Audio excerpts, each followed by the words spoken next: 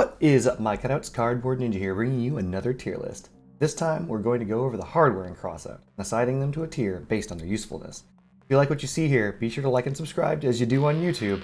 Also, you can come join me on Twitch as I stream there all the time. Before kicking off this list, I'm going to do something that I should have done in my previous lists. Define the tiers. In this list, tier is a rating of frequency of value when compared to its energy cost, size, durability, and power score. Put simply, a piece of hardware that is S tier will be more frequently useful and effective than one of A tier, and so on. Additionally, I'm introducing a value called hit point density, or density. This value is calculated by taking the volume of a module and dividing it by its hit points. In general, the greater this value, the better.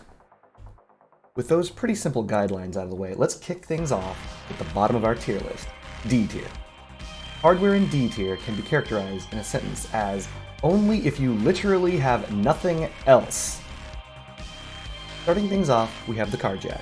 With a 2x2x4 geometry, this module has 112 durability, giving it a hit point density of 7, a mass of 160 kilograms, and an energy cost of 1. The Carjack serves one purpose and one purpose only, to allow you to write your build if you flip over. In Crossout, you should never lose control of your build, as doing so often spells instant death. With that said though, if you're driving in such a way that precludes you from using control of your vehicle, which you should, this module should never be required. Additionally, this module cannot be used until your build has come to a complete stop, making it not an instant quick fix for being flipped over. Beyond that, other allies can come to your aid and write your build for you, acting as a Carjack would. Recently, there was a buff to the built-in Carjack in every cabin, reducing the activation time from 30 seconds to 20 seconds. Only a scant few niche builds make use of the Carjack to any great degree, such as Tusk boosters who can often find themselves upside down and isolated from the team. Next in D tier, we have the B1 Aviator. With a 2x2x6 geometry, this module has 23 durability, giving it a hit point density of about 0.096, a mass of 32 kilograms, and an energy cost of 1. The Aviator is the first booster in Crossout. The purpose of a booster is to increase the acceleration in the direction the booster is mounted. However, the Aviator is particularly poor at this, with barely noticeable thrust. With the exception of some art builds, the Aviator is best left off your car in favor of that energy being better spent.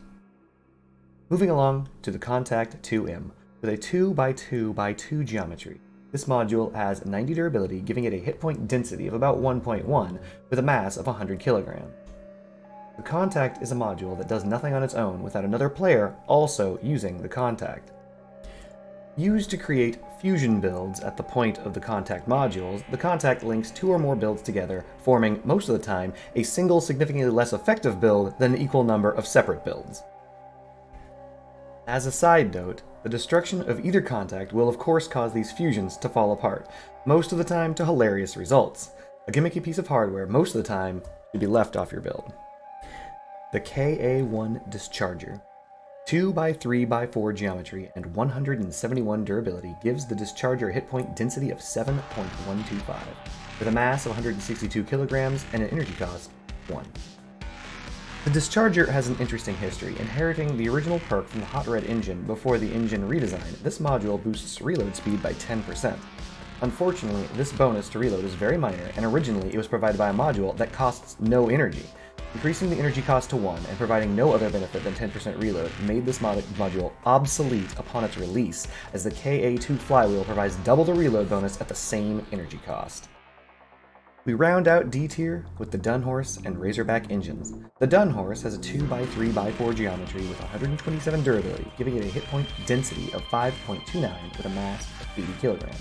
The Razorback has a 4x4x5 geometry with 370 durability, giving it a hit point density of 4.625 for a mass of 400 kilograms, each with an energy cost of 1.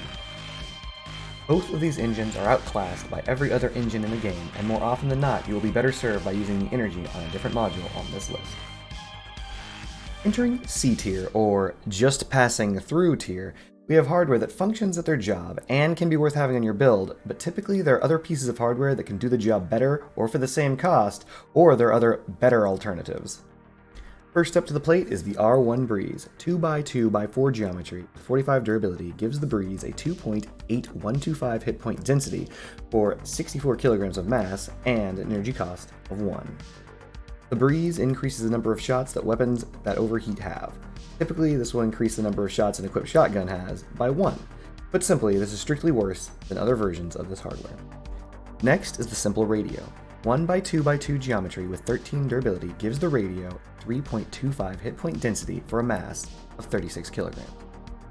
Tied for the smallest piece of hardware in the game, the radio performs an important but often misunderstood function. The radio transmits your radar data to allies within 450 meters. This means that you need a radar on your build to get the most out of this module, as the default detection range is around 50 meters. While many radars come with this function built in, only the Doppler ties the retransmission range of the radio. Speaking of radar, up next are the RS1 Ruby, RD1 Listener, and the RD2 Keen. The RS1 Ruby has 3x4x4 geometry with 26 durability for a 0.5416 hit point density. The RD1 Listener has 3x5x5 geometry with 71 durability and has approximately 0.946 hit point density. The RD2 Keen has a 3x6x6 geometry with 202 durability for a 1.87 hit point density. Each of these radars' hitboxes taper, so they're about half pin thinner at their base, cost no energy, have an exaggerated detection range, and have a trait listed indicating that they do not stop the blast wave. What this means is weapons with the blast property, or their damage type, do not follow the same rules of damage propagation on these parts. When hit by blast damage, these radar will take full damage and will pass 100% of that damage through to additional parts without reduced damage, effectively moving the center of the blast closer to your build. Only true dedicated Hurricane builds use radar like the RD2 Keen due to its ability to gain locks over the greatest distance possible, while the RS1 Ruby and RD1 Listener are used mostly because every build should have a radar, but the build was unable to support the energy cost for one of the better radar. The Oculus 6. 3x4x4 geometry with 174 hit points for a 3.625 hit point density for a mass of 110 kilograms and 1 energy. The Oculus is a radar that performs multiple functions, detecting invisible enemies as well as regular enemies and transferring radar data to all allies within 150 meters, as well as detecting mines up to 24 meters. Additionally, this hardware will literally turn and point directly at the nearest cloaked enemy within its detection radius. To be most effective, this means that mounting this hardware on your build non-vertically and in a visible location. The TS1 Horizon. Sporting a 2x2x2 geometry at 36 durability, having a 4.5 hit point density for 36 mass and 1 energy. TS1 Horizon is one of 2 visors in the game. The TS1 Horizon acts as a competent scope with a 6.5 times zoom, and with the game mechanics of Crossout, this also will change your point of aim with your weapons. Beyond that, it also functions as a radar with 350 meters radius. Players will often use this before the Neutrino, but once they have that super scope, there's almost no reason to use this visor ever again, other than for power score. The CS Tamir. Another hardware with 2x2x4 geometry, the CS Tamir has 63 durability for hit point density of 3.9, for a mass of 64 kilograms at the cost of 1 energy. The CS Tamir is the game's first cooler, effectively increasing the speed at which weapons that overheat cool down. Cooling rate in Crossout is calculated differently than most would expect.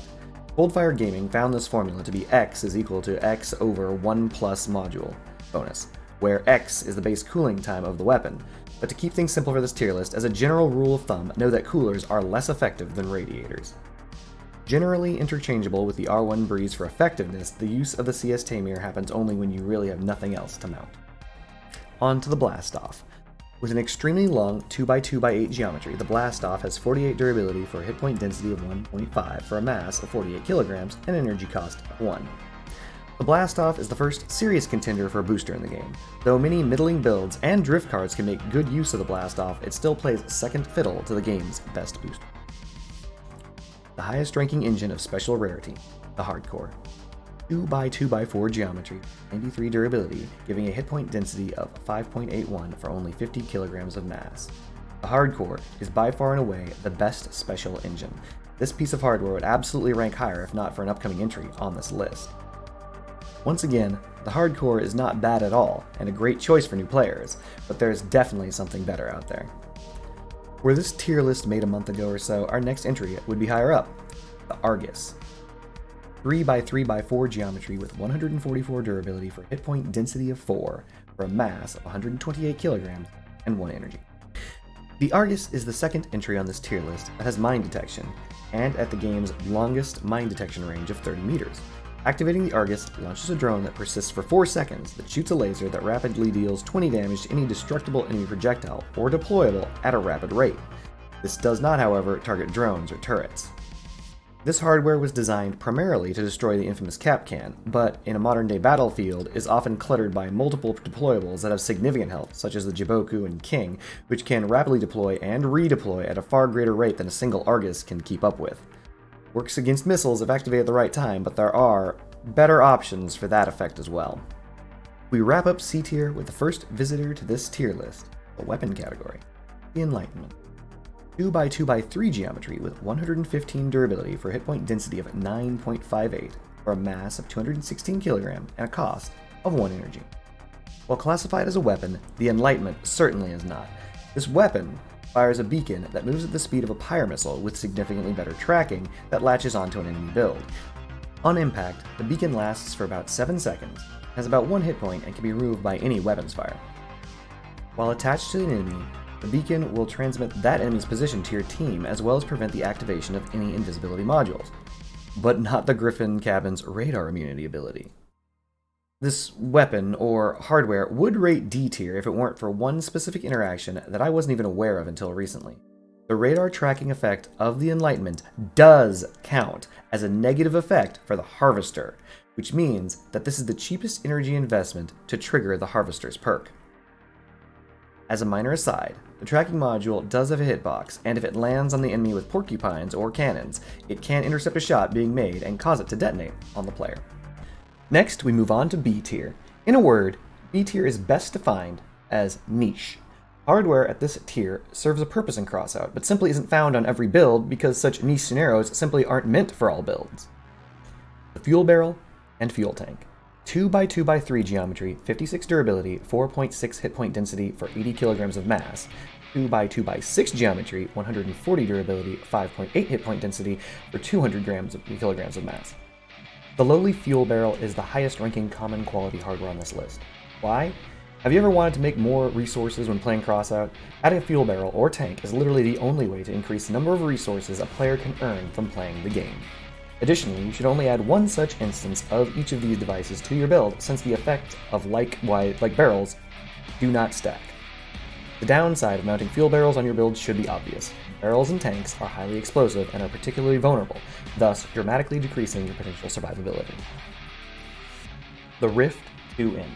1x2x2 geometry, tied for the smallest hardware in the game, 15 durability, 3.75 density for 35 kilograms of mass. The Rift 2M serves a unique purpose in Crossout. When activated, the part self-destructs. Using the standard game mechanics, any parts that are attached to the Rift, and only the Rift, will fall off your build. The primary use of this module is to have high explosives attached to it, so you can detach them before they explode.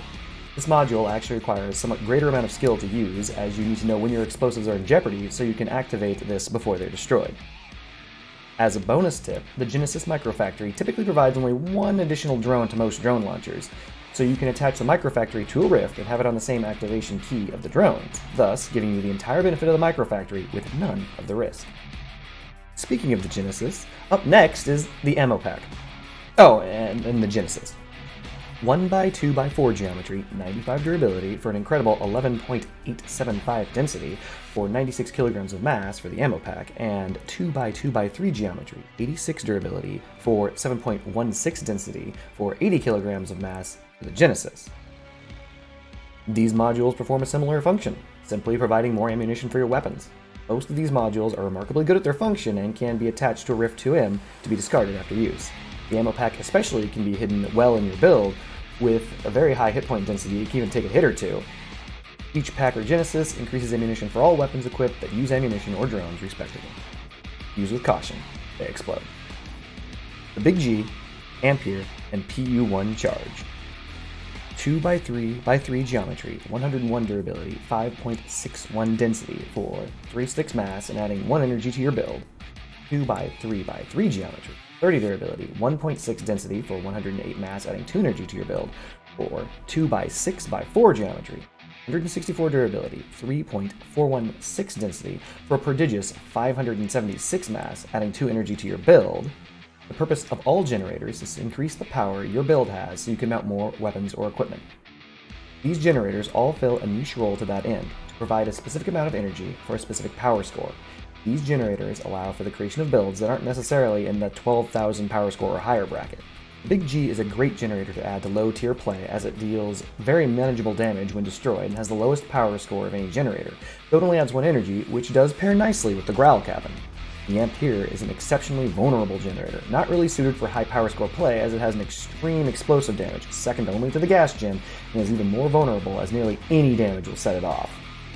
The Ka1 charge is a very small blast damage if destroyed, but has a decent amount of hit points, but at the cost of being physically very bulky for a relatively extreme amount of mass. Getting builds 11k plus are possible and somewhat viable with this generator. The Hermes. 3x3x8 geometry, 129 durability, 1.79 density, 180 kilograms of mass and costing 1 energy, gets you the booster with the highest thrust and fuel reserves in the game. Used in most Tusk builds and booster Leviathans, this booster definitely can make you fly high. You just don't get too close to the sun. Also, it should be noted that due to its awkward geometry, it is difficult to pair with the boosters of lower tiers. The Shiver. 2x3x4 geometry, 115 durability, 4.79 density, 96 mass, and costing 1 energy. More effective than the Tamer, doubly so when stationary, we have the Shiver. It's the best cooler in the game, but even so, effectively in 100% of scenarios, radiators outperform coolers until you're about to add a 3rd radiator. The formula is 2 radiators, 1 Shiver. Any more than that should be just radiators, but if you're using that much energy to cooling your build, you're going to be severely undergunned in the first place. The Colossus and Golden Eagle Engine. 3x4x6 geometry, 333 durability, 4.625 density for 450 kilograms of mass, or negative 2050 mass for 1 energy. 3x4x7 geometry, 425 durability, 5.06 density for 500 kilograms of mass, or negative 2000 mass for 1 energy. All engines are good in Crossout. These two both increase maximum mass and provide a large bonus to cabin power.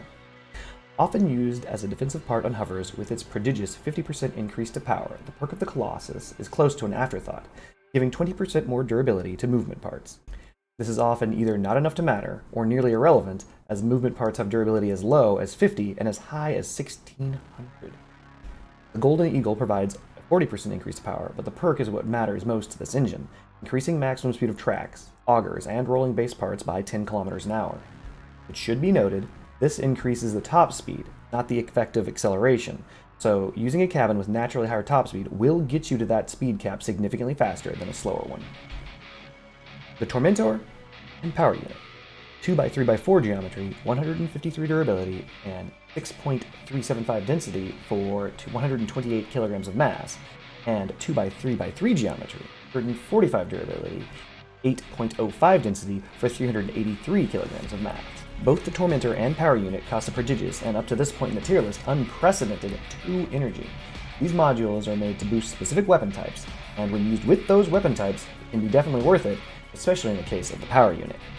When activated, the Tormentor increases the damage of all mounted, powered melee weapons, excluding augers, by 40% for 5 seconds, with a 15-second cooldown. The Power Unit is always functioning in one of 2 modes, and only affects plasma emitter type weapons, the Synthesis, the Prometheus 5, and the Helios. Mode 1 reduces plasma emitter charging time by 26%, think of it like fire rate, and when fused this increases to 36%. Mode 2 increases projectile speed by 30%, and the maximum and optimal range by 20% each, making it an effective mid to long range weapon. The Averter. 2x2x4 geometry, 180 durability, 11.25 density for 160 kilograms of mass, and energy. A simple module that is the first in the game to have special power nodes. Designated by the 3 circles placed in the shape of a triangle to increase damage resistance of any parts, including the build's cabin attached to those nodes. While this effect is definitely niche, if this were a Leviathan hardware tier list, this would be S tier, since it basically is required equipment for any Leviathan. The Barrier 9 and Aegis Prime. 2x4x4 geometry, 161 durability, 5.03 density for 128 kilograms of mass, and 3x4x4 geometry, 112 durability, 2.3 density for 80 kilograms of mass. Both the Barrier 9 and the Aegis cost an astounding 3 energy to mount onto your build, the highest cost of any hardware in the game. Barrier 9 is the second hardware that is visiting from the weapon category, and the Aegis is only one of 2 legendary quality hardware in the entire game. Both perform a similar function, generating a protective shield that absorbs damage for you or your team. The Barrier 9 is a stationary turret that takes a half second to activate after being placed that creates a massive 55-pin radius, 110-pin diameter shield with approximately 3,000 hit points that absorbs incoming damage and blocks the line of effect for about 7 seconds. As it is a turret, you have limited ammunition, 4 drones, increased by 1 for each Genesis microfactory on your build. The Aegis Prime generates a shield that moves with your build for about 1,000 durability that has a 13-pin radius, or 26-pin diameter, that lasts 4 seconds. Used properly, both of these modules can dramatically increase your survivability in the match. As a note, to prevent the overuse of the Aegis Prime module during the charging time, all other Aegis will have their duration reduced by 30%. This penalty stacks. Additionally, the Nova cabin, which can generate a shield of its own, causes all equipped Aegis Primes to have a 75% reduced duration. Finally, it should be noted, blast damage deals extremely exaggerated damage to energy barriers of all kinds, and even the mighty Barrier 9 won't last for more than a couple shots from the Wretcher. Moving on to A tier. Here we have the hardware that truly gets the job done. Typically, these parts can be niche, like B tier, but are top of class with a niche effect or near enough to it to be used regularly. Builds that use these parts are very common, and in some cases are good enough to be classified as meta. The highest ranking rare item on this list, the R2 Chill. 2x4x4 geometry, 126 durability, 3.93 density for 128 mass, and 1 energy. The R2 Chill is quite literally twice as effective and twice the size of the R1 Breeze. That alone doesn't justify its position as A tier, however. What puts this into A tier is it's one of the few wonder rares in Crossout. A wonder rare is one of the pieces of rare equipment in the game that is good enough to be fused, and when fused, its efficacy rivals that of parts in the rarity of tiers above it. When fused, the R2 Chill has a 71% cooling rate for a fraction of the coins of the Epic Radiator. The Maxwell. 2x2x4 geometry, 327 durability, 20.4375 hit point density for 288 kilograms of mass, and 1 energy. The Maxwell is the first radar to introduce detection without line of sight. Base radar range of 300 meters, it detects opponents through walls at 250 meters, and detects mines at 16 meters, and transmits the position of all of those things to teammates within 300 meters. A truly amazing radar with an absolutely absurd hit point density makes this one of the most solid pieces of hardware in the game. The Verifier. 2x4x4 geometry, 220 durability, 6.875 density for 190 kilograms of mass, and 1 energy. The Verifier is the second radar on this list to detect invisible enemies within 200 meters, marking them on the minimap for you, but not allies. The Verifier also detects mines out to 30 meters, and visible enemies out to 200 meters, transmitting the position of those objects to all allies within 200 meters. Unlike its predecessor, it does not visually point towards the closest invisible enemy. However, instead, it has an activated ability. When activated, the Verifier launches a drone that overloads after 3 seconds, decloaking all enemies within 200 meters of your vehicle. An extremely solid piece of hardware as it provides a potential counter to cloak. This provides a direct benefit to your team without requiring team play, and is a staple of clan wars. Note, the Verifier's effect is countered by the Griffin cabin's radar immunity effect. The Neutrino. 2x2x2 geometry, 72 durability, 9 density for 40 kilograms, and 1 energy. The best visor in the game, the Neutrino does everything the TS1 Horizon does with a variable 6 to 8x zoom. Use the mouse wheels and zoomed in on a PC to toggle. Additionally, it detects enemies up to 400 meters as a radar. Beyond that, this scope has a perk that when zoomed into the scope, enemies who have explosive modules on their build have it highlighted through their build. This effect combines nicely with weapons that can penetrate parts, almost too nicely. The Oppressor. 3x4x7 geometry, 425 durability, 5.06 density for 500 kilograms, or negative 500 kilograms mass, and 1 energy. The Oppressor is an engine that increases both maximum tonnage by an adjusted 500 kilograms, and current tonnage by 3,000 kilograms. This tonnage is the equivalent of 9 hovers, a little bit more actually. The Oppressor also gives a 30% increase of cabin power, as well as the second highest bonus to the cabin's top speed of 17%. In addition to just being a great all-around engine, the Oppressor's perk increases weapon rotation speed by up to 100%, cutting the time it takes to rotate a weapon in half. This works for so many weapons in the game, it's ridiculous. Truly, this puts the Oppressor into a class of its own as the only A-tier engine. The Interceptor. 2x2x4, L-shaped geometry, 105 durability, 6.5625 density for 88 kilograms of mass, and 1 energy.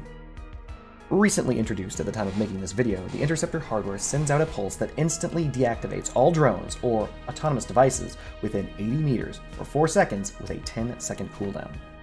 What are autonomous devices? All turrets, though the Barrier 9 is unique because if the shield is up, it blocks the line of effect and doesn't get deactivated unless you're under the shield at the time of activation. All drones, including those launched by the Cohort and Yokozuna, and all deployable mines. I would ask you to take careful note of that one. All deployable mines in 80 meters. Beyond this, if you're hit by the dreaded Kapkan, activating this module will disable them, even if they are directly under your vehicle. Effectively, the Interceptor is a nearly flat-out superior version of the Argus at the same energy cost with a greater reliability and shorter cooldown by 5 seconds. Yes, the Interceptor doesn't destroy these deployables. However, due to deployable health being what it is, the Argus doesn't destroy these deployables reliably. Also, the Interceptor has an effective range of 80 meters over the Argus's 30 meters and works instantly on all deployables at one time. Though, it should be noted the Interceptor does not affect incoming missiles, but the Argus doesn't have any effect on drones or turrets. Turns out the Interceptor is a very good get-out-of-jail-free card. Expanded Ammo Pack. 2x3x4 geometry, 264 durability, 11 density for 288 kilograms of mass. Nothing special here other than an extremely high durability and an absolutely amazing power score to effect ratio, as a single expanded ammo pack gives much more ammunition than 2 regular ammo packs, and almost as much as 3 regular ammo packs for 100 less power score. Fuse this for 172% ammunition, get 2 fused, and never run out of ammunition ever again. The Bootstrap and Gas Gin. 4x4x5 L-shaped geometry, 223 durability, 2.7875 density for 800 kilograms of mass, and 2x2x6 geometry, 36 durability, 1.5 density for 144 kilograms of mass. Two sides of the same coin. The Bootstrap and Gas Gin both provide 3 energy to your build. The Bootstrap continues the trend from the PU1 charge, being large, bulky, and relatively durable with a relatively low blast damage if destroyed. The Gas Gin follows the trend of the Ampere and has the highest blast damage in the entire game at 499. Literally a bomb strapped to your build, though light and relatively small. Beware of fire puddles. These are the prices we pay to get additional energy onto our build, and either way, it is worth it. This is it, boys. We did it. We're here. S tier. The creme de la creme. At this point, if you're a veteran in Crossout, you don't need me to tell you what S tier hardware is. If you're a new player, odds are you're already on your way to getting this hardware. If you're a veteran player and you already have this hardware, then you're on your way to fusing this hardware. Hardware found at S tier is ubiquitous in Crossout. Each piece of hardware here is found in literally every single match of Clan Wars and every single match of Crossout for good reason. But simply, it is the best. The Apollo 4. 2x6x6 rounded geometry, 363 durability, 5.041 density for a prodigious 1,152 kilograms. The Apollo 4 is the heaviest hardware in Crossout, and for good reason, as it is the only generator in the game that provides the fabled 4 energy. Without this generator, no meta builds are possible. This is it, folks, the spinning gateway into endgame.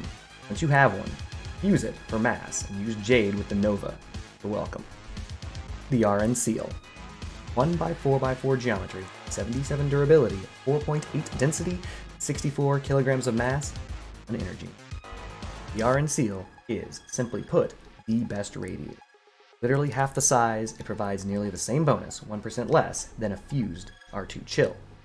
The perk increases this bonus from 70% base up to 100% at 80 kilometers an hour or faster. A benefit is gained incrementally as you increase your speed. Get 2. Use them for efficiency. 99% base time to overheat each. The Hot Red. 3x4x4 geometry, 145 durability, 3.02 density, or 90 kilograms of mass. This engine only provides 100 kilograms to maximum mass with a maximum cabin speed of 13%, not the fastest, with a middling increase to cabin power of 20%. The perk only works with wheels, increasing reverse speed to 50% of your build's top speed. So why S tier? Every build should have an engine. This engine costs no energy. It's a welcome sight to any build that's already using their 16 points of energy, which completely obsoletes the hardcore before it. Use it for mass and bonus to speed. You're welcome. On to my most favorite piece of hardware in the entire game, Doppler. 2x3x4 tapered geometry, 431 durability, 17.96 hit point density, the game's highest, for 384 kilograms of mass and 1. The only radar that has a transmission radius of 450 meters, the Doppler detects enemies at 450 meters and mines at 20 meters, but the most powerful feature is the radar detects enemies through cover at 400 meters. I'm just going to put this up on screen for comparison. This is the train plow. Until recently, it was the most durable structural part in the game. I'm going to toss up a side-by-side comparison to the Doppler. You understand? This isn't a piece of hardware that you protect. You use it to protect yourself. Use it for durability or damage resistance, range of detection and cover for 15%, which increases the cover detection to 460 meters, which is 10 more than its normal detection range, and mine detection radius. The Ka2 Flywheel. 2x4x4 geometry, 323 durability, 10 hit point density, or 384 kilograms of mass, and 1 energy. A simple piece of hardware that inherited the perk of the Colossus, 20% reload speed. Sadly, a must-have piece of equipment for using a reloading weapon. Completely obsoletes the Discharger. You don't have to bother fusing it. You're welcome. The Cheetah. 4x4x4 geometry. 223 durability. 3.48 density for 150 kilograms of mass, or 350 mass for 1 energy. The Cheetah also gives 3,000 tonnage like the Oppressor, and it gives the greatest bonus to maximum cabin speed of 20% with a middling cabin power bonus of 25%. The perk of the Cheetah causes every 100 meters travel to decrease all turret, drone, and hardware cooldowns by 15%. This is it. This is the engine. This is what dreams are made of. Without this engine, it is impossible to play a vehicle with drones. Using hardware becomes a 1 to 2 time use per match instead of becoming available whenever you need it. Use it or don't, combined with Bigfoot wheels for best results. The Chameleon and the Chameleon Mark II. 2x4x6 geometry, 68 durability, 1.4 density, 48 kilograms of mass, or 3x4x5 geometry, 84 durability, 1.4 density, 60 kilograms of mass. Either for 1 energy. Activate this module to become invisible for 6 seconds with the Chameleon, or 10 seconds with the Chameleon Mark II with a 25-second cooldown. Due to the 6-second duration of the Chameleon, it can feel like it recharges faster than the Mark II. That may come down to the timing with an attached Cheetah. I have a long rant prepared for these modules. As I've said this before, I'm going to say it again, but in more detail. Invisibility is strong. Very, very strong. Let me give you an example of how strong it is. Let's say you work in a supermarket at stock boy. Your job is to fill shelves with cans. Now imagine you're attempting to do your job, but you have to do it blindfolded. The very nature of video games, all video games, in actuality is in the name, video. By design, these games require sight. We don't taste our enemies, nor do we touch our enemies. As players of the video game, we only get to hear them, but by far and away, the most important sense we get is our sight. The Chameleon and Chameleon Mark II change the very nature of Crossout. This hardware makes melee builds possible. They de-aggro bots, drones, turrets, the Caucus, break missile locks, and avoid mines like the Jiboku and the Capcan and the King, all at the same time. Beyond this, the counters to invisibility in Crossout are best described as inconsistent. Use either or both. Use with the Cheetah. Profit. And with that, here we are. The final entry. The Ka1. We knew it would be here, guys. Don't even pretend. 3x4x4 geometry. 167 durability, 5.56 density, with 360 kilograms of mass, and 2 energy. Ka1 is the final visitor from the weapons category and would still be S tier in a tier list of weapons as well. The Ka1 launches up to 2 mines that sit for 45 seconds that will latch onto any and every enemy that come within range, holding them in place for 7 seconds after activation. Crossout, mobility is life. Treat being caught by a Ka1 like being flipped over. It's that bad.